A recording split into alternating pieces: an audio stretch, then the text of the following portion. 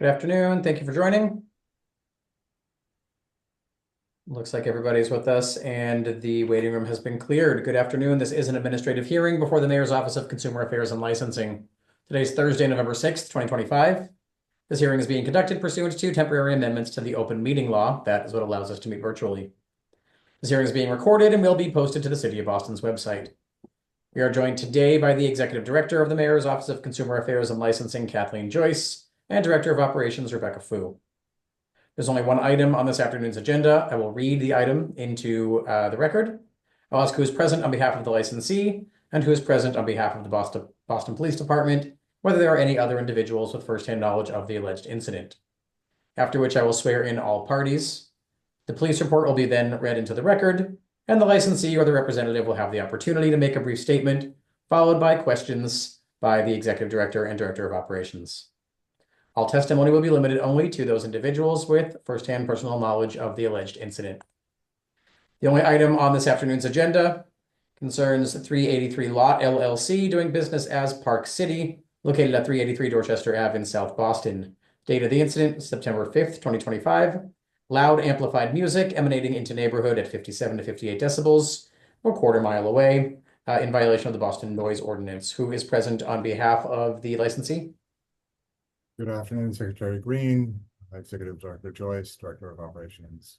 Tom Miller from McDermott, Quilty, Miller, and Hanley here on behalf of the licensee. I'm joined by Michael Shaw, the manager of record and part of the ownership team, and Michael O'Brien, the general manager. Thank you. And who's present on behalf of the Boston Police Department? I am Detective Hernandez.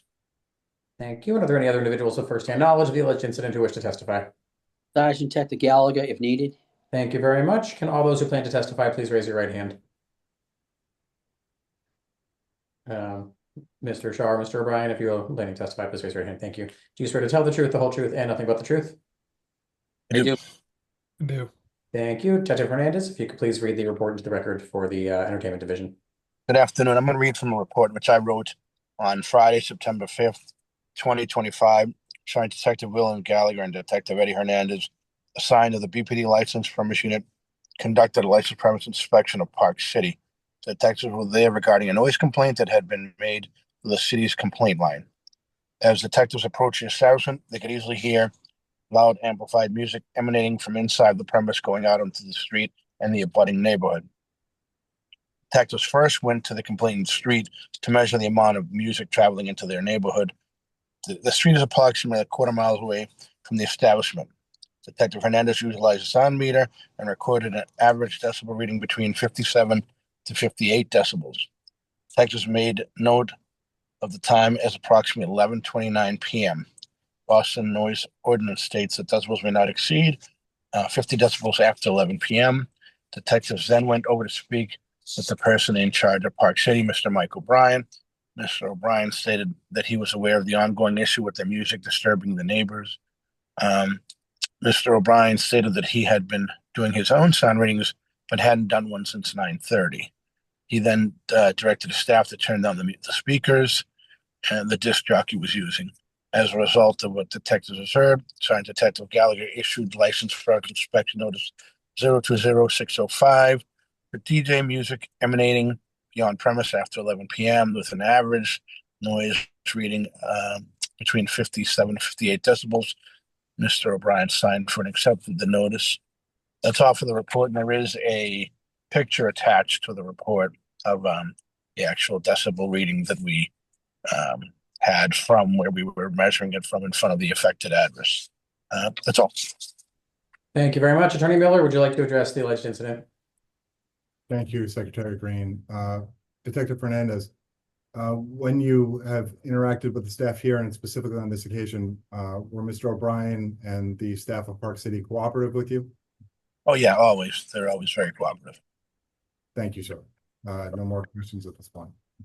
The licensee here has worked since they opened to regulate and mitigate the noise that radiates from the premise into the surrounding neighborhoods. Since opening, they have gone out, as referenced in the report, into the neighborhood at specific locations to monitor how the sound is emanating to make sure that they're within acceptable levels and that they are mitigating any impacts on the neighborhood. The managers, including Mr. O'Brien, conduct these readings at multiple points around the premise multiple times a night. When the readings happen to spike above, they work with the manager who is out conducting those readings, works with the manager on premise at the time, connected via radio, to adjust the sound settings to make sure that they come down to the acceptable level. They work to prevent that from going, from raising above, but when they find out that they make sure to bring it back down as quickly as possible to the acceptable level below the noise ordinance requirements. When they have received a complaint from the neighbors, when neighbors have contacted them directly or been connected by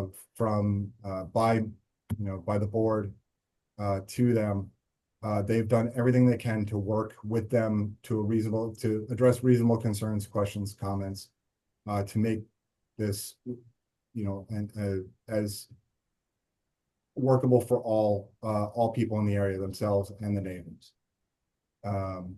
The entire Park City team understands that they are members of the neighborhood here, and they have worked to be good neighbors, including trying to work with them, the people around them, to create an environment that everyone can enjoy. Since receiving this inspection notice, they've taken further steps to mitigate the way in which the noise emanates into the neighborhood. Instead of using the app that was recommended to them, they've purchased a decibel meter similar to the one pictured in the licensed premise inspection notice, and are using that now for a more accurate and more consistent reading. They've also engaged Kavanaugh Tochi, a well-known and respected consulting firm in the acoustic and audio-visual field, to evaluate the way in which that noise is traveling from the premise, and to evaluate and adjust their operational plan to better mitigate the noise that is coming from the premise and prevent any future spikes or issues in the way in which this emanates out from the premise into the community. That's the basic presentation at this point. We're happy to address any questions that the executive director or director of operations may have. Thank you. We'll see if there are any questions from the division at this time. Director Joyce, Director Fu.